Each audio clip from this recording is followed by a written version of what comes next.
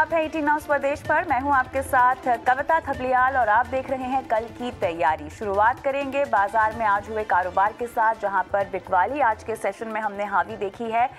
Sensex लगभग 550 अंक और निफ्टी 250 अंक की गिरावट के साथ बंद हुआ है।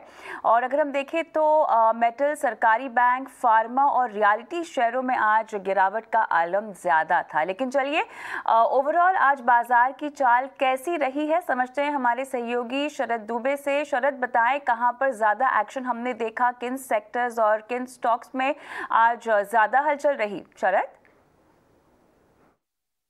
दिन भर में मार्केट में चढ़ाव और उतार देखने को मिला और मार्केट जो है दिन के लोअर स्तर पे बंद हुआ है। और उसके अलावा मेटल, सरकारी बैंक्स और फार्मा और रियलिटी शेयरों में दबाव देखने मिला है। अगर पूरे सेक्टोरल इंडिसेस के भी बारे में बात करें तो एक टाइप से दबाव देखने मिला, एक डाउनटिक देखने मिला है। हालांकि आपके स्पेशली जो कमोडिटी रिलेटेड स्टॉक्स है उनमें तेज़ी देखने मिली है, स्पेशली आपके कॉटन के, कॉफ़ी की और थोड़ी सी रेलवे थीम्ड वाले स्टॉक्स में भी एक तेज़ी पकड़ने मिली है। इंडिया विक्स में भी ऑलमोस्ट 6% का उछाल हुआ है, मतलब वॉलेटिलिटी मार्केट्स में बढ़ी है। निफ्टी गेनर्स की बात करते हैं तो ONGC टॉप गेनर रहा है और इसका एक ही कारण है कि नेचुरल गैस प्राइसेस में बढ़त हुई और ये कंपनी के लिए पॉजिटिव है। उसके अलावा Tata consumer products, UPL, Britannia, HDFC bank में भी एक टाइप से तेज़ी देखने मिली थी। निफ्टी लूजर्स की बात करें तो दिन के सेकेंड हाफ में है आपकी लूजर्स की संख्या है ओवरऑल ब्रॉडर मार्केट्स में और निफ्टी में बड़ी बढ़त देखने मिली है। स्पेशली आपके Hindalco, SBI life, JSW steel, Tata steel, Adani ports, ये सारे स्टॉक्स में एक टाइप से दबाव देखने मिला था। मिड कैप लूजर्स की भी बात करें तो उसमें थोड़ी सी मुनाफा वसूली देखने मिली थी, स्पेशली GSFC के लिए जो रिसेंटली एक अच्छी स्टॉक में एक अच्छी रनअप देखने मिली थी। गॉडफ्री फिलिप्स, अरविंद, नाल्को और इंडिया बुल्स रियल एस्टेट में भी मुनाफा वसूली हुई है। स्टॉक्स थोड़े दबाव में दिखे थे। मिड कैप गेनर्स की बात करें तो सबसे पहले हिंदुस्तान कॉपर का नाम लूँगा। वेदांता के रिपोर्ट्स आ रहे हैं कि वेदांता गवर्नमेंट की स्टेक ले सकती है कंपनी में, तो आज के टॉप निफ्टी 500 इंडेक्स से गेनर्स है उसमें हिंदुस्तान कॉपर का नाम शामिल है। जैन इरिगेशन भी फोकस में है और टाटा के दो कंपनी, टाटा कॉफ़ी और टाटा केमिकल्स में भी एक अच्छी बढ़त देखने मिली दिन के ट्रेड में। और STC जो आपके स्टेट ट्रेडिंग कॉरपोरेशन है उनमें ऑफकोर्स अच्छी मूवमेंट देखने मिली। याद रखिए ये कंपनी मेटल्स के ट्रेडिंग में है और सारे मेटल्स के स्टॉक्स है उनमें भी एक टाइप से प्राइसेस है उनमें एक तेज़ी देखने मिली है।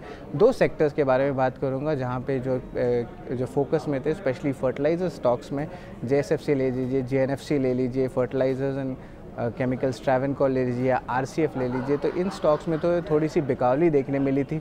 रिसेंट रैली इनके रॉ मटेरियल प्राइसेस है उनमें बढ़त के कारण एक अच्छी रैली देखने गई थी, तो एक टाइप से प्रॉफिट बुकिंग इन स्टॉक्स में देखने मिली थी। और आखिर में बात करेंगे आपके चाय और कॉफ़ी के स्टॉक्स के लिए CCL products, Tata Coffee, Dhunseri Ventures, ये सारे स्टॉक्स चहक रहे थे दिन के ट्रेड में।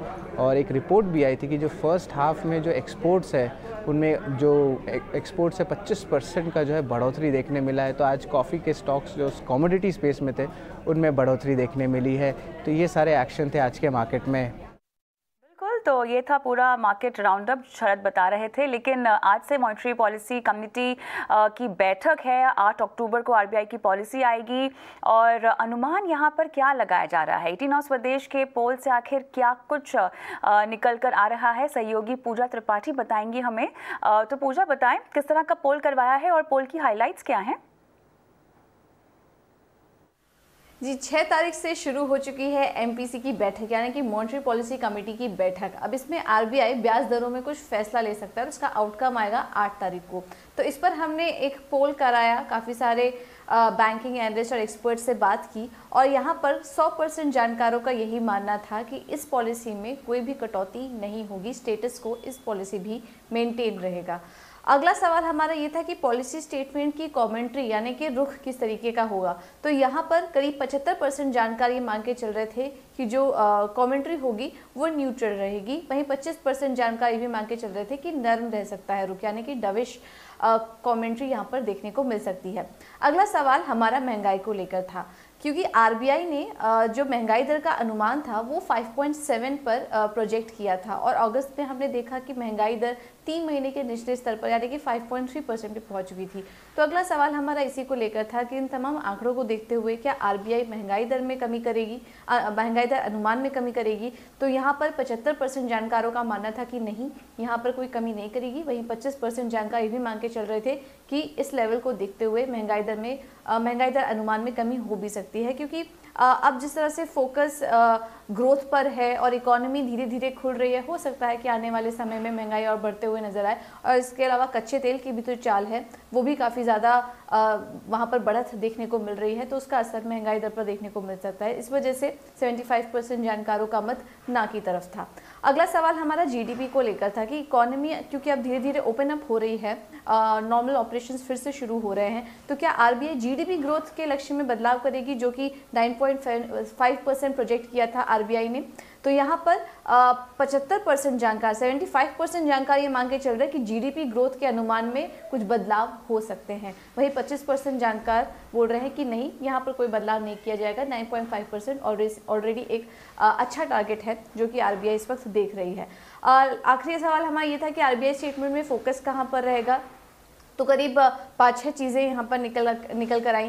पहला तो ये था कि ग्लोबल सिचुएशन इस वक्त किस तरह की है, इस पर कमेंट्री काफ़ी इंपॉर्टेंट होगी। कमोडिटी प्राइस में हम जो देख रहे हैं लगातार बढ़त हो रही है, ये भी काफ़ी इंपॉर्टेंट होगा देखना।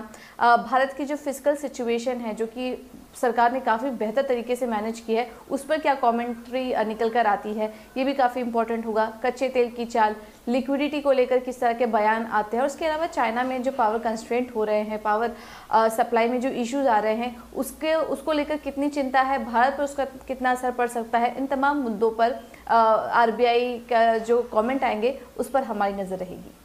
चलिए, शुक्रिया तमाम पोल की डिटेल्स हमें बताने के लिए पूजा। और इस बीच वक्त हो गया है हमारे आज के मेहमानों से जुड़ने का। आज हमारे साथ जुड़ रही हैं हेम सिक्योरिटीज़ की सीनियर रिसर्च एनालिस्ट आस्था जैन, और साथ ही हमारे साथ जुड़ रहे हैं अमित त्रिवेदी भी, जो कि आपको तमाम सलाह देंगे। ये सिक्योरिटीज़ के असिस्टेंट वाइस प्रेसिडेंट हैं अमित त्रिवेदी। आप दोनों का ही स्वागत है इस खास पेशकश में, जहाँ पर हम दर्शकों को कल की तैयारी करवाएंगे। तो आज के बाजार के तर्ज पर आस्था बताएं, सबसे पहले क्या कुछ कल के लिए आपको समझ में आ रहा है? क्या लेवल्स बाजार में, आज हमने बिकवाली का सेशन तो देखा ही है, लेकिन कल के मुताबिक कहाँ एक्शन देख रही हैं आप? गुड इवनिंग कविता। सबसे पहले देखा जाए तो आज जो हमने घड़ी बिकवाली देखी है, मेरे हिसाब से चार्ट्स में एक गैप बना हुआ है, और वो अगर गैप फिल होता है तो निफ्टी थोड़ा और नीचे की तरफ हमें मूवमेंट दिखा सकती है, और जो लेवल रहेंगे वो 17,550 तक के भी लेवल्स हमें देखने को मिल सकते हैं। तो राय यही रहेगी कि अभी निफ्टी क्योंकि आज जिस तरह की गिरावट दिखाई है, थोड़ा सा बाइंग के लिए अभी वेट एंड वॉच की स्ट्रेटेजी अडॉप्ट करनी चाहिए। नीचे में अगर 550 का एक लेवल मिलता है, उसके नीचे अगर बंद नहीं होता तो फिर बाइंग का एक विचार करना चाहिए, लेकिन हाल फिलहाल में थोड़ा सा दूरी बनाए रखनी चाहिए निफ्टी से। और ऊपर में काफी इंपॉर्टेंट यहाँ पे जो रेसिस्टेंस बन के निकल रहा है वो 17,900 का है। मेरे हिसाब से 500 से लेके 900 के बीच में घूमती निफ्टी नजर आएगी, लेकिन एक बार 550 तक के लेवल्स हमें निफ्टी में डाउन साइड में देखने को मिल सकते हैं। ऑलराइट, डाउन साइड में 550 के लेवल्स। अमित, क्या कहेंगे आप, सहमत हैं आस्था की एनालिसिस से? जी, सो ओवरऑल अगर बात करें तो जो हिसाब से यूएस मार्केट्स में रिसेंटली सेल ऑफ देखने मिला था, और इवन एशियन मार्केट्स में comparatively yes, our markets are relatively holding ground. But अगर ओवरऑल देखिए, अगर निफ्टी की बात करिए तो जुलाई मंथ के लो से ऑलमोस्ट 16% का अपमूव निफ्टी में देखने मिला है। और सिंस पास्ट फ्यू डेज अगर हम देखें तो एक मल्टीपल हाइस हमें देखने मिली है 17,900 के ऊपर। इवन इनफैक्ट आज तो 17,900 का जो हाई था लेवल से तो सरपास भी नहीं कर पाया था, और वहाँ से हमें एक थ्रोबैक देखने मिला था। दूसरी बड़ी बात है कि इंडियन वोलाटिलिटी इंडेक्स जो आज ऑलमोस्ट 5 to 6% अप था। इंडियन वोलाटिलिटी इंडेक्स है उसके शॉर्ट टर्म और मीडियम टर्म एवरेज के ऊपर, जो बेसिकली इंडिकेट करता है कि फ्रॉम नियर टर्म पर्सपेक्टिव जो हायर प्राइस वोलेटिलिटी है वो कंटिन्यूड रहेगी। सो इन टर्म्स ऑफ लेवल 17,900 जो है वो एक इमीडिएट हर्डल बन सकता है, और डाउन साइड में लग रहा है कि 17,500 से लेके 17,450 के जो लेवल्स है वो निफ्टी रिविजिट कर सकता है। और राइट, चलिए ये तो कल के अहम लेवल्स पर आपने बात की है, लेकिन शो की शुरुआत में जैसे कि हमने आपको बताया कि आरबीआई पॉलिसी को लेकर ईटी नाउ स्वदेश ने एक पोल करवाया है, तो उसकी जो पोल की हाइलाइट्स आए हैं उस पर आप दोनों के टेक्स्ट मुझे चाहिए होंगे। तो आपको बता दूं, हाइलाइट्स के लिहाज से कोई बदलाव नहीं, ये मेरे ख्याल से लगभग सभी लोगों का मानना है। लेकिन आरबीआई पॉलिसी में रुख किस तरह का रहेगा, उसमें 75% का मानना है कि न्यूट्रल रुख रह सकता है, जबकि 25% कह रहे हैं नर्म रुख होगा। और महंगाई दर का अनुमान क्या घटाया जाएगा, 75% का कहना है कि नहीं, अनुमान बिल्कुल भी नहीं घटाया जाएगा। और साथ ही क्या जीडीपी ग्रोथ के लक्ष्य में कोई बदलाव किया जाएगा, इसमें 75% कहते हैं कि हाँ बदलाव किया जाएगा। तो आस्था, सबसे पहले आप बताएं इस पोल के तर्ज पर और आपके विश्लेषण के अनुसार किस तरह से हम उम्मीद कर सकते हैं कि पॉलिसी का आउटकम होगा।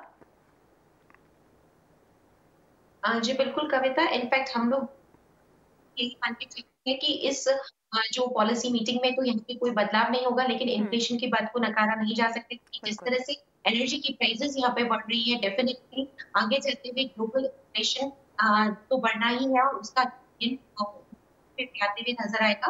तो मानना ये है कि इस मीटिंग में नहीं होगा, लेकिन गोइंग फॉरवर्ड जो यहाँ पे तरह का स्टैंड रहेगा वो अकोमोडेटिव इस मीटिंग में रह सकता है, लेकिन आने वाली 1 या 2 मीटिंग में मुझे लग रहा है थोड़ा सा स्टैंड यहाँ पे हॉकिश हमें देखते हुए नजर आएगा।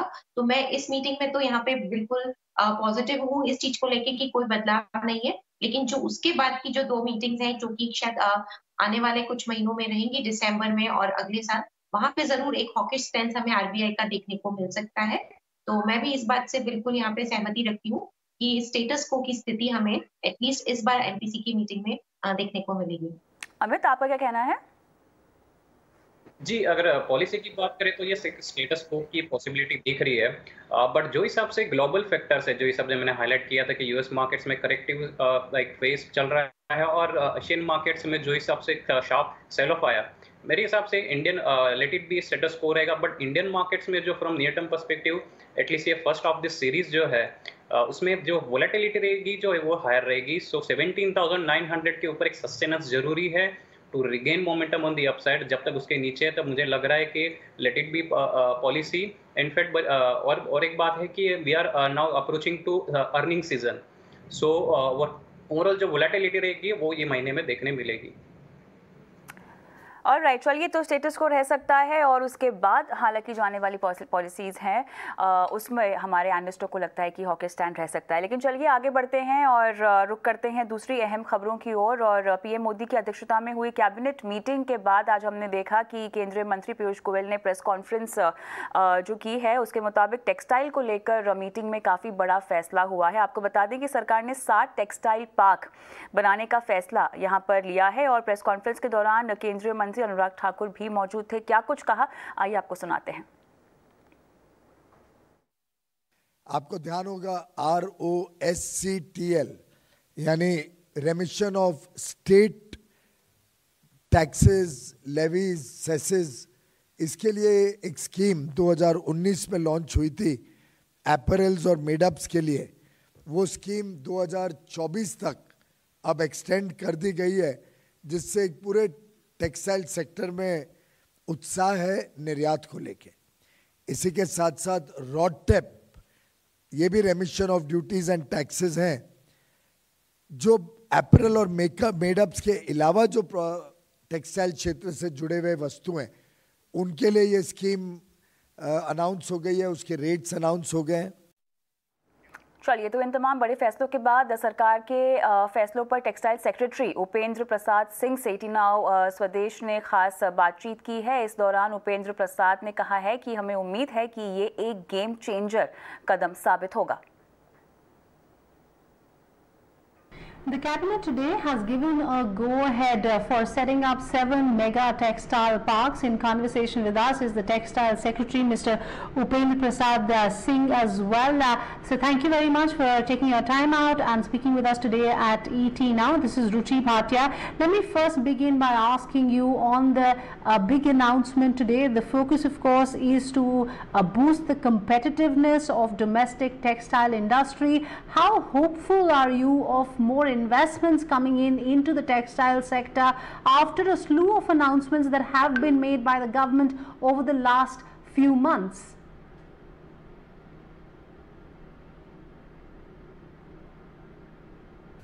As you rightly said, over last few months, we first had ROSCTL, which has been extended up to March 2024.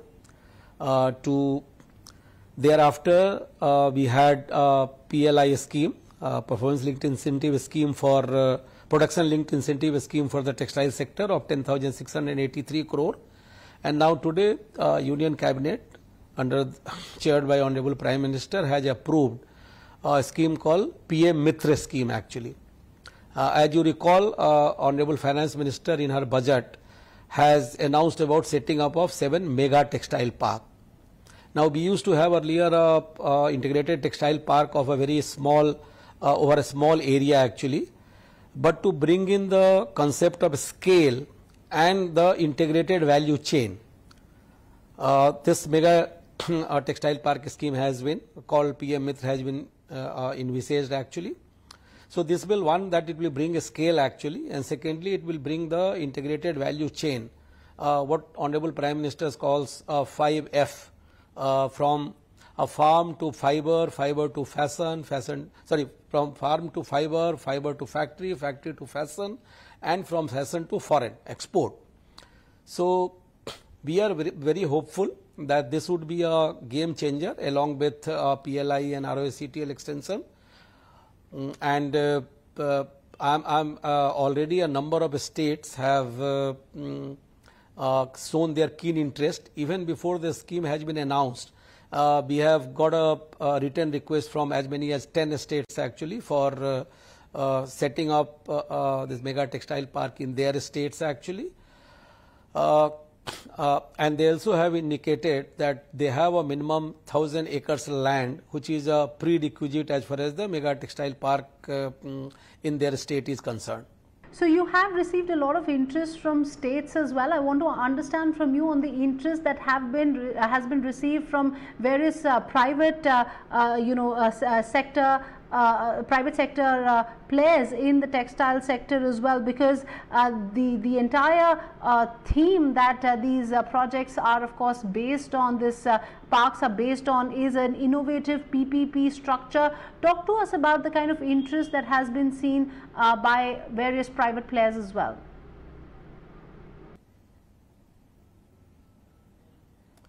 See, as far as the scheme is concerned, this scheme, first of all, I will tell you that the 7 mega textile park could be a greenfield projects, it could be brownfield projects. For the greenfield projects, we will provide 30% capital support for the infrastructure subject to a maximum of 500 crores. For a greenfield, for a brownfield project, we will also extend a similar 30% of the remaining infrastructure cost subject to maximum of 200 crore actually. So 500 crore or 200 crore depending on whether it's a greenfield project or a brownfield project would be provided as a part of development capital support. But in addition to that, for each park we have what is called a incentivization support. We call it a competitiveness incentive support, and that would be basically given to the units on the first come first serve basis. It would be up to 3% of their turnover to make them competitive actually and to attract the early investors to the park. And the model which we are thinking in terms of that there would be an SPV. That SPV will have for each park there would be a special purpose vehicle, and SPV majority shareholding would be by the state government 51%, and the central government will have a 49% stake in the SPV. But SPV basically would try to find a master developer actually. The model, preferred model is a master developer model. A master developer would be given the responsibility to develop this park, which will have all kinds of infrastructure, world class infrastructure with plug and play facility. It will have a core infrastructure, it will have a support infrastructure, it will have also about 10% of the land could also be used for a commercial development, which will be a self financing kind of a thing. Thank you very much. ET Now स्वदेश से बात करने के लिए आपका बहुत बहुत धन्यवाद. My pleasure. Thank you very much.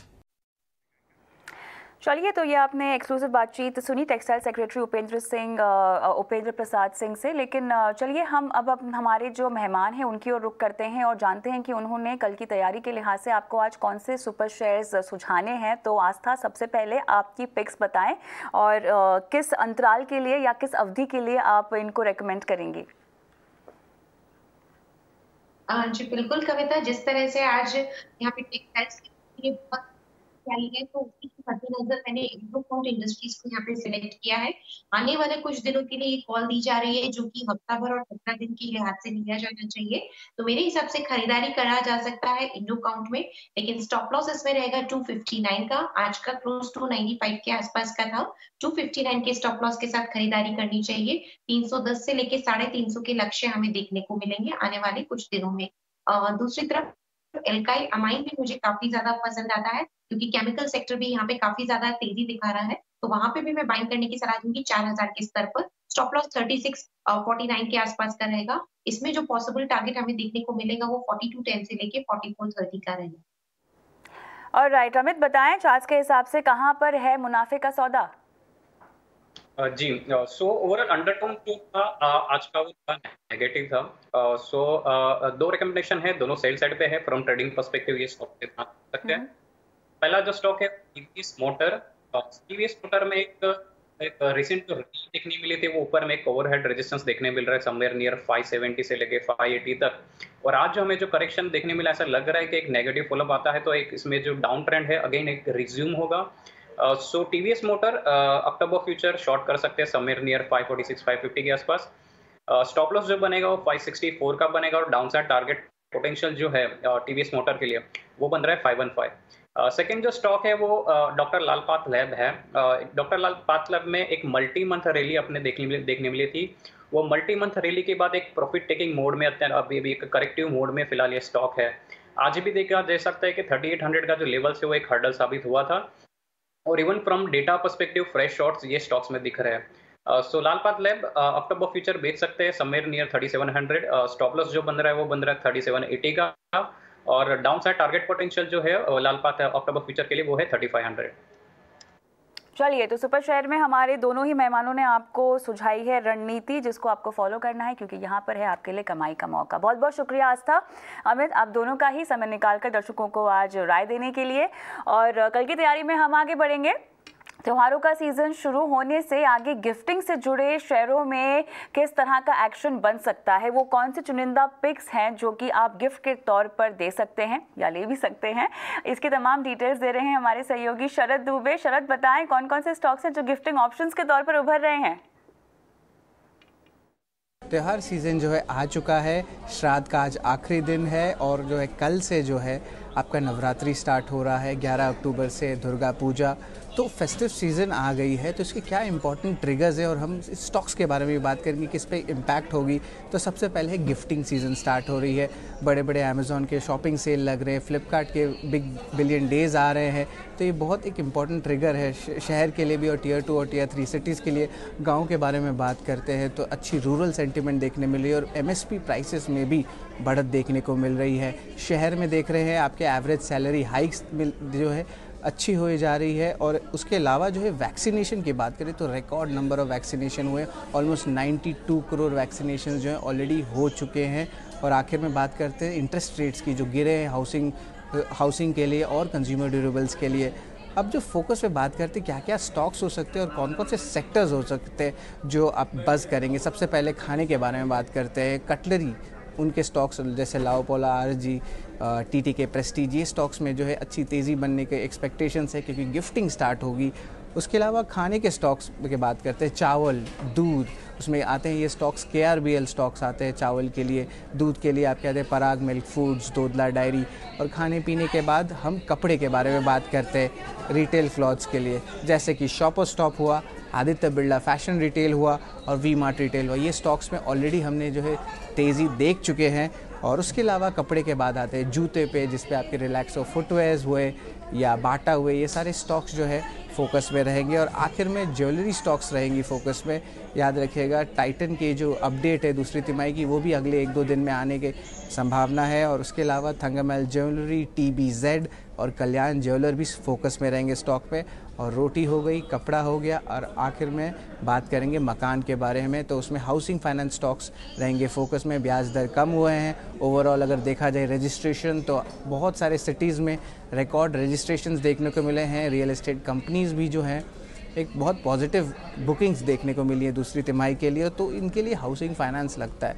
तो उस पर आपके LIC हाउसिंग फाइनेंस फोकस में रहेगा, इंडिया बुल्स हाउसिंग फाइनेंस और कैनफिन होम्स। तो ये सारे जो स्टॉक्स हैं, ये ट्रिगर्स है, और एक बड़ी सी जो त्यौहार सीज़न आ रही है उसके ऊपर हमने की रिसर्च। बिल्कुल, शुक्रिया शरद इस रिसर्च को बताने के लिए। लेकिन चलिए यहाँ पर हम शो को समाप्त करें उससे पहले आपको बता दें कि कल कहाँ कहाँ नज़र रहने वाली है। तो कल गोकुलदास एक्सपोर्ट पूंजी जुटाने पर विचार करेगी। इसके अलावा आपको बता दें कि एफले इंडिया का एक्स स्प्लिट डेट भी है कल, और कैनरा बैंक MCLR का रेट कम करने पर ऐलान कर सकता है। जी एंटरटेनमेंट इन्वेस्को के केस में कल जवाब देगा, इस पर नज़र होगी। साथ ही बेरोजगारी के आंकड़े भी कल US से आने वाले हैं। और TVS मोटर जुपिटर 125 का कल लॉन्च करेगा, उससे पर्दा उठाएगा। और महिंद्रा XUV 700 की बुकिंग, अगर इसका इंतज़ार था आपको, तो ये कल से शुरू हो रही है। तो ये तमाम इवेंट्स, मार्केट नॉन मार्केट, जिन पर रहेगी हमारी नज़र। उम्मीद करते हैं कि कल की तैयारी के लिए हमने आपको बिल्कुल तैयार कर दिया होगा। इसी के साथ मुझे भी इजाज़त दें। नमस्कार।